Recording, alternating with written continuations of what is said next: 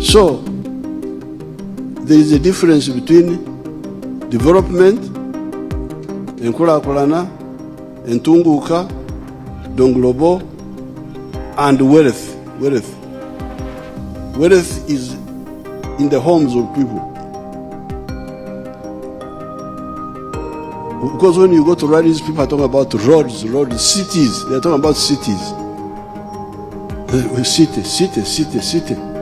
District. They want district because someone wants to be chairman. But if you start with the wealth, there's no way we can go wrong. That is number 3. Number 4, jobs. Jobs. Where do jobs come from? Jobs come from wealth. Yes, there are a few public service jobs, but those are not enough for all the people of Uganda. The bigger number of jobs is from the private sector. And when people, but how does the private sector create jobs? You create wealth. The wealth is yours, your personal wealth. But in the process, you create jobs. 1.2 million Ugandans now, those factories, the 50,000 they talked about. The whole of the public service is 480,000 jobs. But these new factories, which have just come, because you can see they're all brand new, they're already employing 1.2 million people. But agriculture, you saw here, can employ even more Ugandans than the factories alone, without including coffee and so on. But what I wanted you to see was the workers now. He's now employing 26 people. And the land there he was using was only 2.5. There's another man called Nyakana who used 1 acre and point something. And he employs 15 people. And I have made a calculation for you saying that, okay, if Nyakana and the people like Byamkama can employ 15 people using 1 acre, what if we had people with land and we had 7 million acres owned by some of our people who use it like Nyakana? You calculate and you will see. The jobs we shall create will be 105 million jobs. So, what about Nyankore Koro Kuchola Mirwa? You know, when people can't think properly, must end. You find people talking about things as if people going to the Middle East to look for, what are you going to look for jobs for? The Middle East should be coming here to work here. You leave jobs here, you go to work in the Middle East. Now, this Byamkama now, in just 2 years after listening to my message, is employing 26 people. You can see them, and he's paying them, he's feeding them. If we use the Nyakana calculation, 15 people out of 1 acre.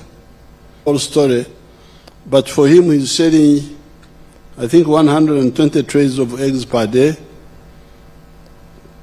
And he's using that 1 acre for eggs, those eggs, and for milk. Those cows of his give him about 120 liters. And he's employing 15 people. So my calculation, if you had people with 7 million, all of us, but with a total of 7 million acres, Uganda has got 40 million acres of arable land. But if we use only 7 million, we will create 105 million jobs. There will be so many jobs that all the refugees in the refugee camps will get out and work, and would have to get other Africans from neighboring countries to come and help us.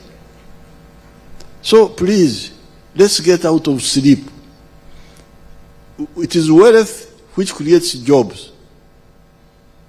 the 4 words now: peace and security, development, wealth, and jobs. Then number 5, service delivery.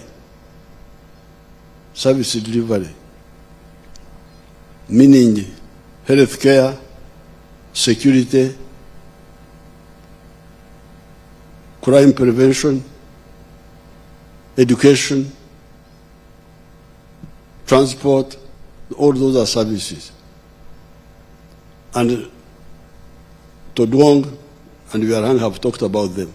So you, the leaders, you need to be clear about all this. Now, number 6 is market.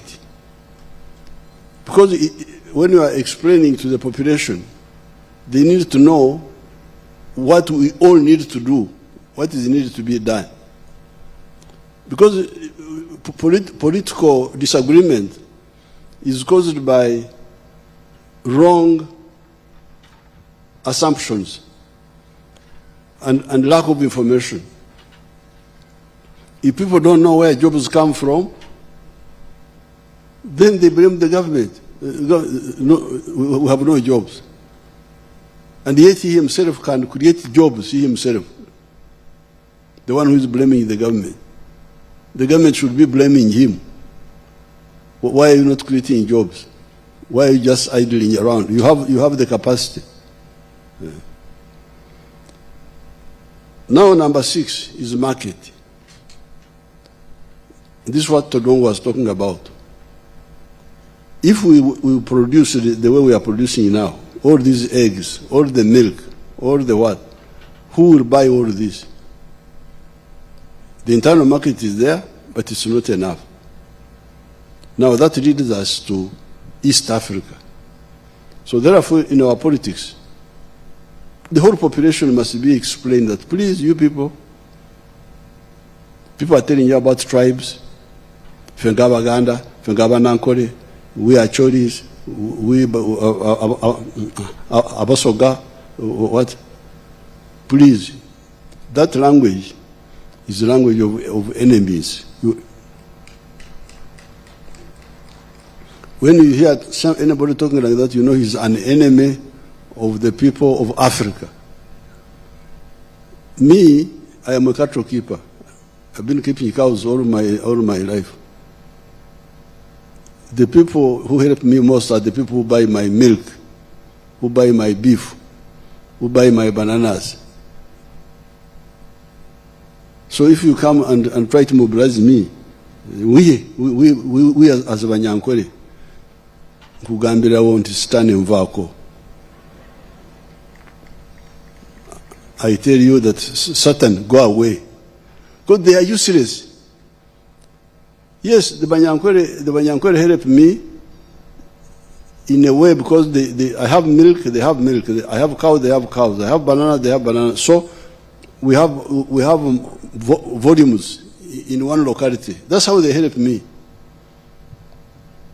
by co-producing with me. But otherwise, in terms of market, where my policy comes from is Uganda and is East Africa. The milk factories which we have now, if we did not have Uganda, we did not have East Africa, they would have closed. Because the production of milk is now 5.3 billion. The internal consumption is only 800 million. If we did not have East Africa, the factories would have closed. Sugar, if you look at sugar, production of sugar in Busoga area and Bunyoro, we are now at 700,000 tons. The internal demand is 300,000. Where are we selling the rest? To the neighboring countries. So please, the NRM leaders, when we talk of Pan-Africanism, we talk of patriotism, love Uganda, we are not just talking theory, it is survival. Anybody who does not agree with us on that is an enemy. We should know that he's an enemy or she's an enemy and must be exposed, because he will endanger our future. And everybody, even a villager, should be told, they should know this. That's number 6.